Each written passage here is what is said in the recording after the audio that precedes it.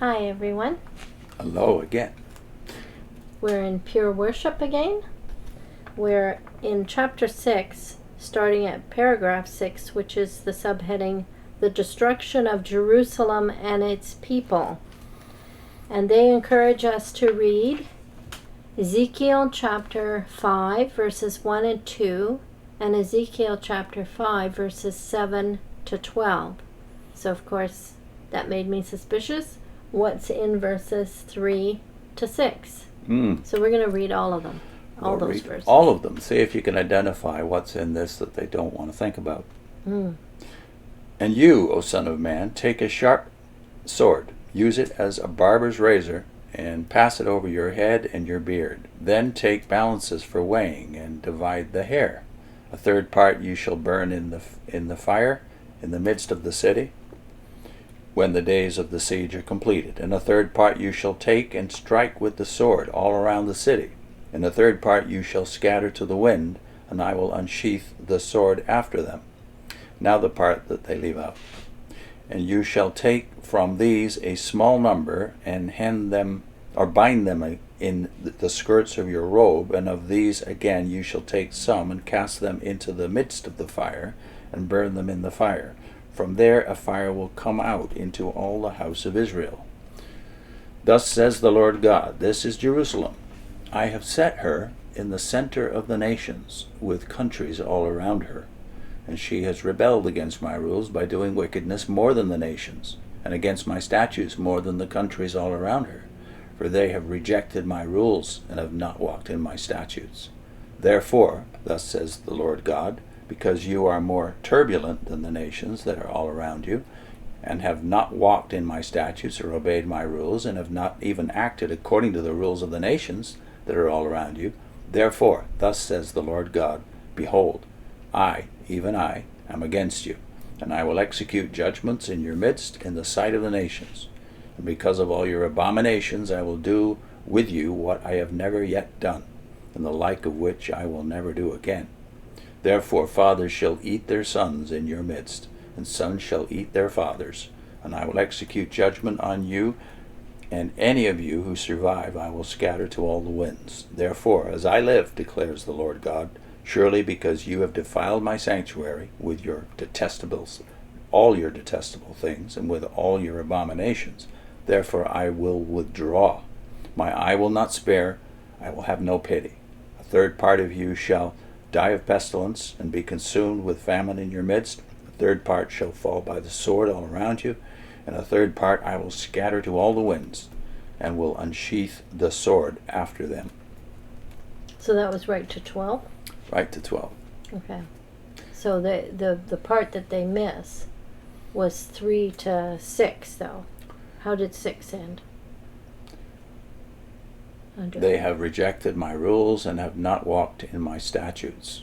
Now, I can't find much that's different in most of that they've left out, but I can find one fact that the Watchtower completely has, let's just say they've obliterated it in the 80 or now 90 years, 92 years since they adopted the name Jehovah's Witnesses. They have got rid of one fact of God's providential dealings and God's providential care for the world and his plan, the divine plan. The divine plan involves what it says in verse 5. Jerusalem. Thus says Yahweh God in the original Hebrew, this is Jerusalem, I have set her in the center of the nations, with countries all around her. The literal word there, center of, is navel of. And if you think of navel in the sense in which all human beings understand it, it's the lifeline. Yeah.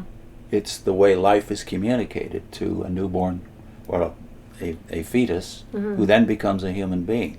Yeah. So even in the geographical sense, though, everybody wonders at this text that it is, if you look at a map of the world, it is absolutely true that Jerusalem seems to be the pivot point of everything that's going on the three ancient world continents, namely Europe to the north, Asia to the north and east, and the Middle East to the south, Arabia for instance, and then Africa on the southwest. So it's the navel. It's the navel. It's the center of the ancient world. God knows that in advance. So the centrality of Jerusalem from the beginning in the plan As soon as Abraham is given the Abrahamic covenant, before his name is changed, he meets Melchizedek, who is the king of a place called Salem, and Melchizedek becomes a very big figure in the typology of the Christ himself. And then, of course, David plans to build the temple there, thinking of the place where Abraham now, offered his son Isaac. Yeah, so the place has significance. So David wants to build a temple on that mountain, Mount Moriah. Mm-hmm. And Solomon does. And then it's destroyed, and then it's rebuilt on the same spot. Mm-hmm. And then, of course, Christ comes and dies there, offers himself for the sacrifice of our sins. He ascends from heaven there. And then it says that he's going to return there. So as witnesses, we make no importance at all about the city and about Jerusalem, Israel. They've just rejected the people and rejected the place. And it has no significance in their version of how things are going to turn out. And yet Christ said in the Sermon on the Mount that Jerusalem is the city of the great king. Yeah, and there's all kinds of passages which say that God's eyes are there always. King says that, and then Christ, of course, in the famous proof text that is chopped off in the reasoning book, when he says, "Jerusalem, Jerusalem, those who I wanted to gather as a hen gathers her chicks under her wings, but you were not willing. Your house is abandoned to you." We know that part, but what's the end of it? Until you say, "Blessed is he that comes in the name of Jehovah." And just before that, "You will not see me again until you say, blessed is he who comes in the name of the Lord Yahweh." Mm-hmm. So all of God's outworking, the outworking of his purpose, has to do with this city, and you've obliterated that fact by removing her from the center of the nations here. Yeah. Mm-hmm. Yeah. Yet your ancestors did not. Rutherford held this for a while. He even wrote a book called Comfort for the Jews. And Russell had said that when 1914 came, the end of the Gentile times, the consequence of that would be that God would turn his attention to the city of Jerusalem. Yeah. I think the other thing that they seem to miss is that there's already a lot of people that have been scattered. This episode that they're talking about is not all the people of Israel. Most of them are in the diaspora already. Yeah. So that's something they do in a lot of cases. They also do that with the people saying, let the blame fall on us, about the people at the crucifixion. Yeah. As if everyone was there and Yeah. a vote was taken. That didn't happen. Well, the church, to its shame, during much of the Middle Ages and beyond, believed that his blood be upon us and our children was for Jews everywhere, through all time. And the witnesses have caught that spirit. Yeah. They originally didn't have it. Mm-hmm. To them, God's purposes towards Israel would have to be fulfilled. Mm. Because they took the Bible seriously, much more seriously in Russell's day than they do now. Mm. Much more literally, we should also add.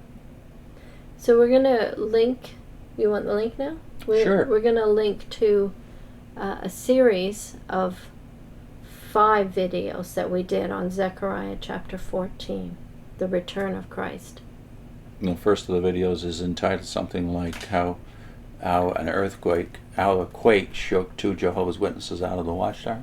Yeah, if that's it, that'll be what you'll see on the screen. And just follow the links at the end of the screen, the pictures. Just pause and then click, and then you'll get the next one. So these are all meditations on that one text, Zechariah 14, and what the Watchtower has done to mangle it over the decades. Yeah. It was an important one for us in our recognition that something was terribly amiss with the Watchtower. It says, for those who want to tantalize her, that Jehovah's feet one day will stand on the Mount of Olives. Mm-hmm. A text that is right there in the New World Translation. Yeah. But we just ignored it. Mm-hmm. See you next time.